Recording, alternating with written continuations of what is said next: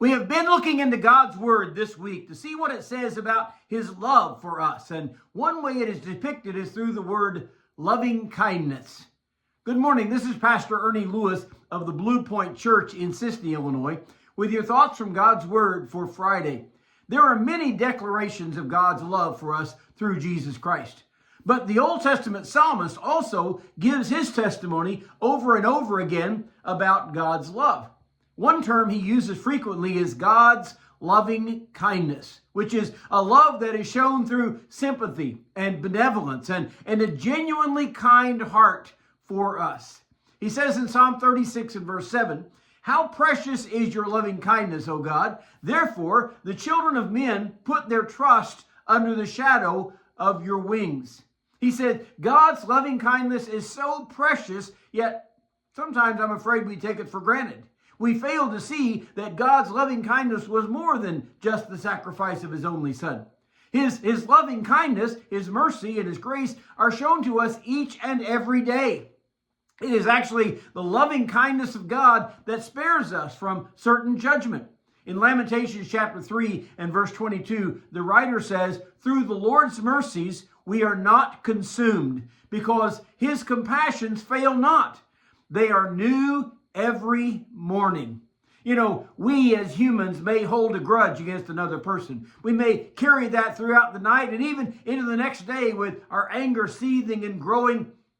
But even when we have failed God in our lives, His mercies are new every morning. It is only by His loving kindness of God that we are not consumed. You know, we often may recognize times in our lives when we have done wrong. Maybe we feel like we're deserving of some kind of punishment. And we may even be looking for that judgment and see every bad thing that happened to us as maybe that's some judgment that God is bringing for our failure.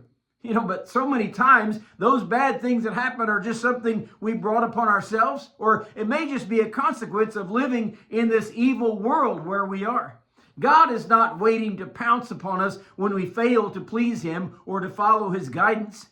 The psalmist has said, "How precious is your loving kindness, O God! Therefore, the children of men put their trust under the shadow of your wings." They know that within your love and your loving kindness, we are protected from harm. This is, of course, a reference to the young bird or the chicken who, when they feel threatened, will rush to the mother hen and hide under the shadow of their wings. Hopefully, we find this wonderful protection in God's loving kindness. And any threat, whether real or perceived, should cause us to turn to the Lord. By the way, He also tells us in 1 Peter chapter 5 and verse 7, "Casting all your care upon Him, for He cares for you." You see, this daily offer of love and benevolence is what helps us to realize God's love in the first place.